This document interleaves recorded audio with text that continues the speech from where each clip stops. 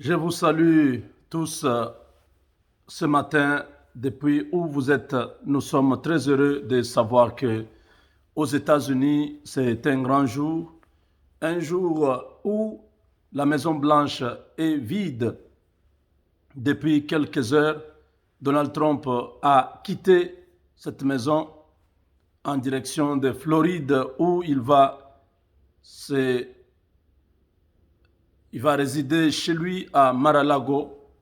C'est sa résidence privée où beaucoup de supporters sont déjà sur les lieux. C'est inhabituel, ce sont des choses que nous voyons seulement avec Trump. Une foule immense. Trump quitte le pouvoir tête haute avec tout ce que nous avons vu ces derniers mois. Nous savons que seul Dieu contrôle le monde, seul Dieu a les derniers mots. Les hommes viennent, passent. Que ce soit Trump ou Biden, nous comptons sur Dieu. Nous croyons que nous avons fait le nécessaire, que tous les républicains qui ont été déçus, qui ont été touchés, choqués, qui voient les choses se passer autrement, soyez seulement calmes. 4 ans, ce n'est pas beaucoup. Laissons l'Amérique vivre. C'est ça la démocratie.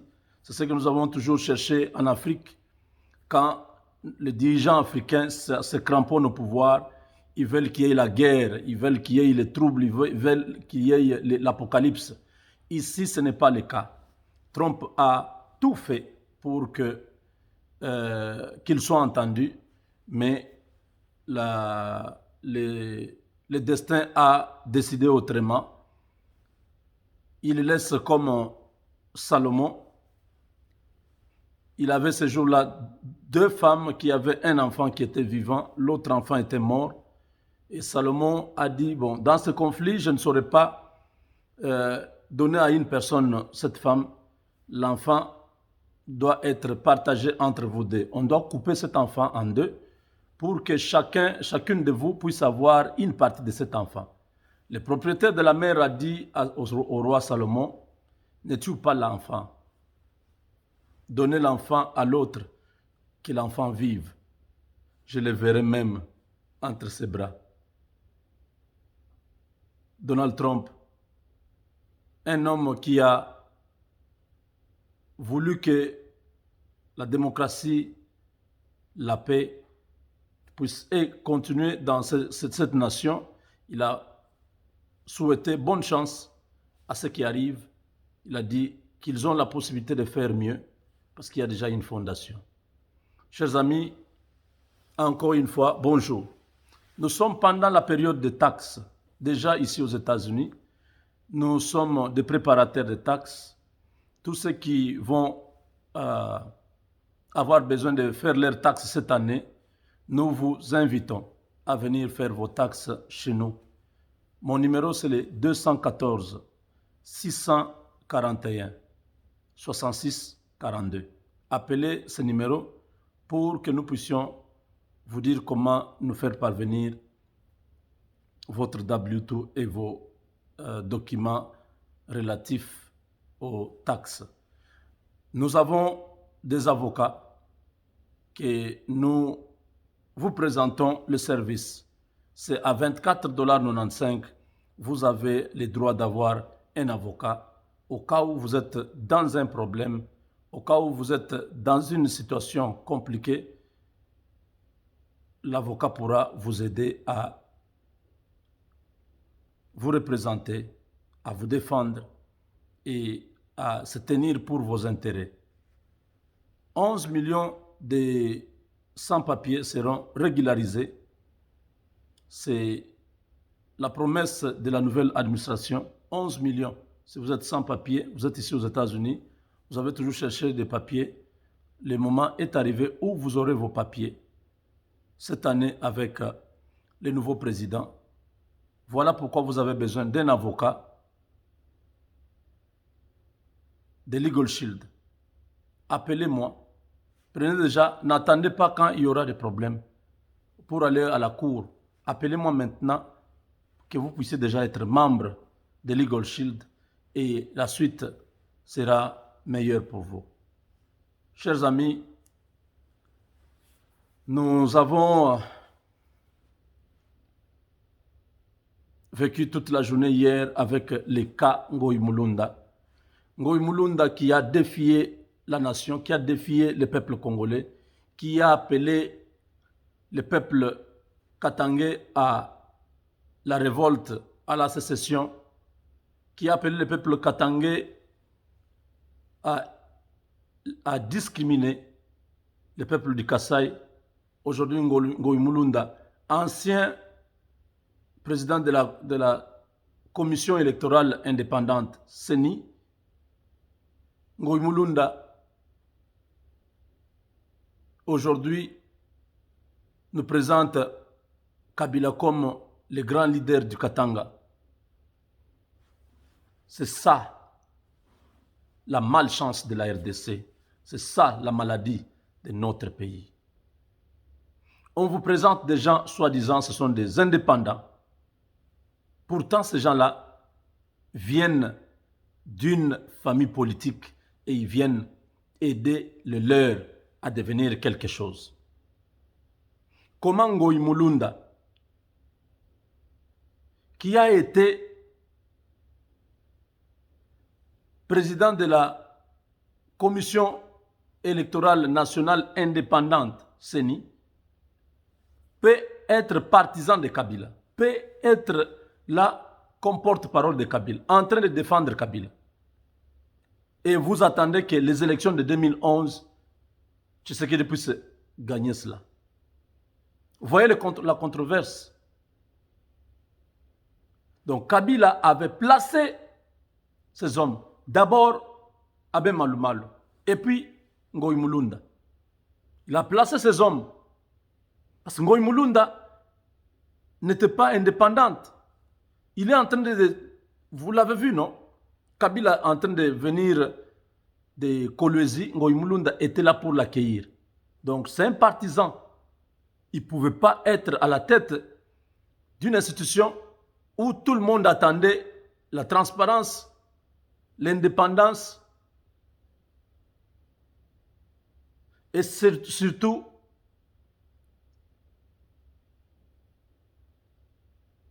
les résultats équitables.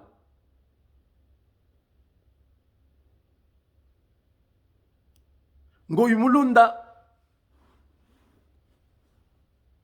appelle les Congolais à respecter Kabila et sa femme. Quelle humiliation pour le peuple katangais. Je le dis, je ne parle pas de tous les Katangais. Je parle très bien de ceux-là qui s'adonnent à ce genre de jeu. Chaque fois qu'il y a un problème, ils doivent toujours recourir à la sécession. Qui de Ngoï Mulunda, de Kabange Numbi, ou de John Numbi, ou encore de tous ces Katangais, Kazembe et tout ça, qui sont plus grands que Moïse Tchombe? Qui d'entre eux est plus grand que Moïse Tchombe? Moïse Tchombe est allé loin, il a fait même la monnaie. C'était une république qui fonctionnait avec les drapeaux que les autres utilisent là. Si Moïse Tchombe, qui était grand, n'a pas pu ériger cette province-là en État, a fortiori, vous les médiocres là, vous êtes à plaindre. Vous êtes à plaindre sans idéologie, sans vision, sans quoi que ce soit. La haine remplit vos cœurs en train juste de vouloir déstabiliser le pays. Pourquoi c'est toujours les Katanga? Un petit truc, c'est toujours les Katanga. Kasavubu était au pouvoir, il a perdu le pouvoir. Les Bakongos ne se sont jamais comportés comme vous pour dire voilà, comme Kasavubu, les Bangala ont arraché le pouvoir à notre frère. Tous les Bangala qui sont au bas Congo, dans le Congo central, rentrez chez vous. Ils n'ont jamais fait ça. Ils n'ont jamais fait de déclaration Déjà, nous voulons notre indépendance. La même chose avec Mobutu. Mouzé est venu. Mobutu est parti. On n'a pas vu les Bangala dire, bon voilà, nous, comme Mobutu est parti, nous allons faire la sécession. Nous quittons le Congo. Que tous les Baswahili qui sont ici, allez, partez.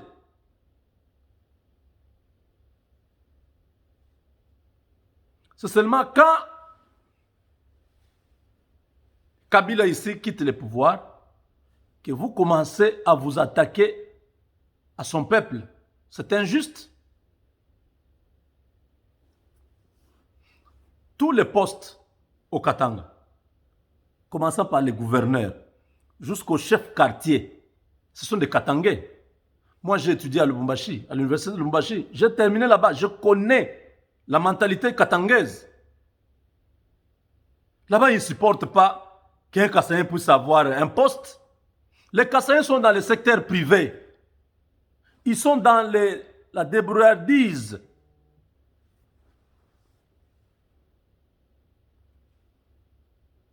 Ils sont dans les commerces, dans les business. C'est là que vous allez trouver les Kassaïens. Ils se débrouillent.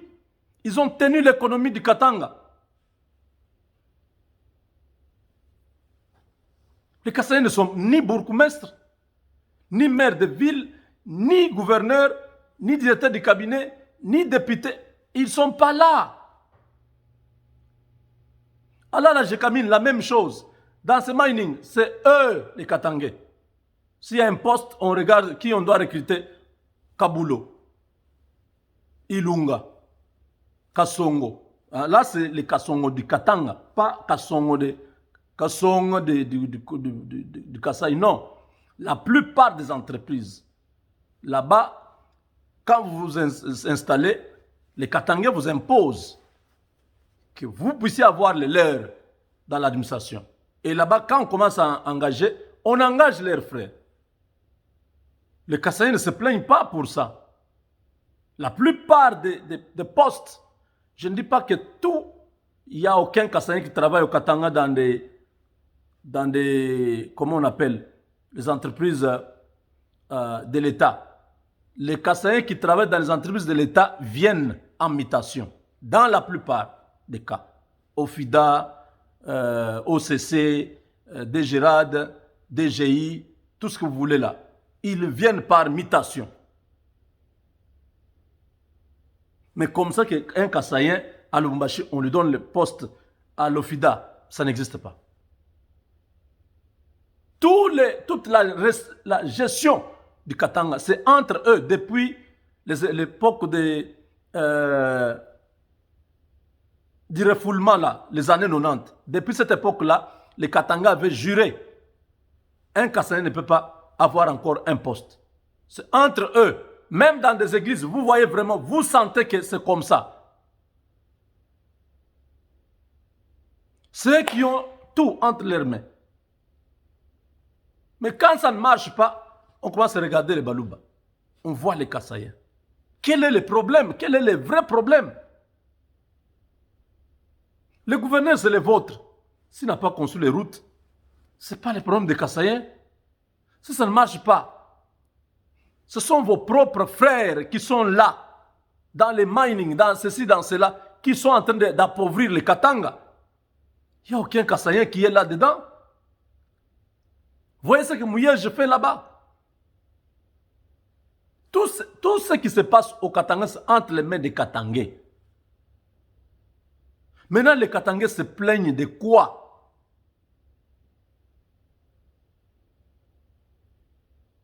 Ils disent que tout l'argent, et ils ne voient pas l'argent, et l'argent va à Kinshasa. Qui sont des responsables et politiques, et même chefs d'entreprise? Certains, on leur a dit carrément, allez faire des entreprises chez vous. Nos frères Katangais, vraiment, ça fait mal. Nous sommes le même peuple. Nous sommes les frères. Nous sommes frères, je voulais dire. Nous sommes tous frères. Pourquoi cette haine?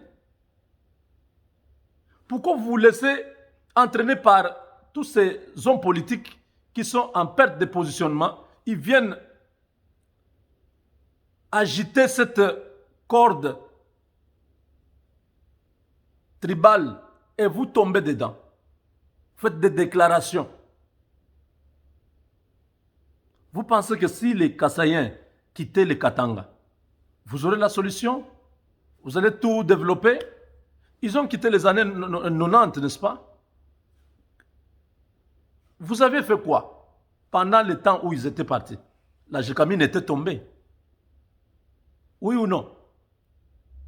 Quand il y a eu refoulement, la Gécamine, la SNCC, ces entreprises sont tombées en faillite. Parce qu'il n'y avait personne pour travailler. La main-d'œuvre était partie. Vous avez chassé tout le monde sans avoir une solution de rechange. Vous ne pouvez pas arrêter ça.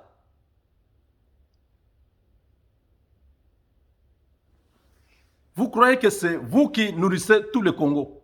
Quand Mouzé est arrivé, les années 97 là, il a trouvé que la Gécamine était par terre.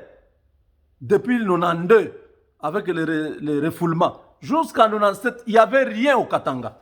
C'était la sécheresse. C'est quand les Kassaïens ont commencé à revenir au Katanga que la vie est revenue encore. Vous êtes témoins, vous savez que ce peuple-là, c'est un peuple qui se débrouille, qui se bat, qui travaille. Ils ne cherchent pas à vous prendre des terres. Ils viennent travailler, ils travaillent, ils contribuent dans l'économie du Katanga. S'il y a une mauvaise politique, ce n'est pas les Kassaïens. Demandez à vos leaders katangais qui sont en train de gérer la province. Mouzé est arrivé. Les 4 ans de Mouzé, 4 ans. Mouzé n'a pas fonctionné avec l'argent de la Gécamine. Mouzé a pris l'argent pendant les 4 ans là. Il prenait l'argent du Kasaï, de la Miba. J'étais à l'époque, non, je suis arrivé vers la fin, oui. La grande partie, j'étais au Katanga. J'étais encore étudiant. En 2001, j'étais en Mbujimaï. C'était l'argent de la Miba que Mouzé prenait comme effort de guerre. Tous les, comment on dit, toute la production allait à Kinshasa, Mouzé vendait. Même le jour où Mouzé est mort, il y avait les damjan, donc des grosses bouteilles comme ça, où il y avait les diamants, il y avait les Libanais qui étaient là pour les marchés du diamant. Pendant cette époque-là, les Kassaïens n'ont pas dit notre diamant, voilà, on est en train de prendre notre richesse. On n'a jamais dit ça. L'argent du Kasaï a contribué dans l'économie du Congo. Le budget de la RDC était soutenu par les diamants du Kasaï. Pourquoi vous êtes comme ça? Pourquoi vous êtes comme ça? Les premiers toujours à faire des déclarations. Pourquoi? Pasteur Moukoun était en prison ici. Vous avez vu les Kassaïens aller faire des déclarations. Nous, les caucus des députés du Kasaï, nous exigeons la libération immédiate du pasteur Moukoun. Bien que le dossier était un faux dossier. Vous avez vu les Kassaïens aller faire ça? Pourquoi vous êtes trop médiocre comme ça? Chaque fois qu'il y a un petit problème, vous êtes les premiers. L'acharnement sur John Numbi. Toujours vous. C'est quoi cette histoire? Oh, laissez Kabila tranquille. On a relégué Tshisekedi, père, à Kabeka. Vous avez vu les Kassaïens faire des déclarations, faire les manifestations? Vous êtes toujours comme ça. Changez. Ne croyez pas que les Katanga là est indispensable. Un jour, on pourra se réveiller comme ça. Tous les Congolais vous disent, partez, bonne chance. Allez avec votre pays. Vous allez vous battre vous-même là-bas. J'ai suivi mon aîné Kadjombo qui a dit, il a dit quelque chose hier, je crois. C'était hier. Bah, disons. Bon, ça va revenir. J'ai même perdu encore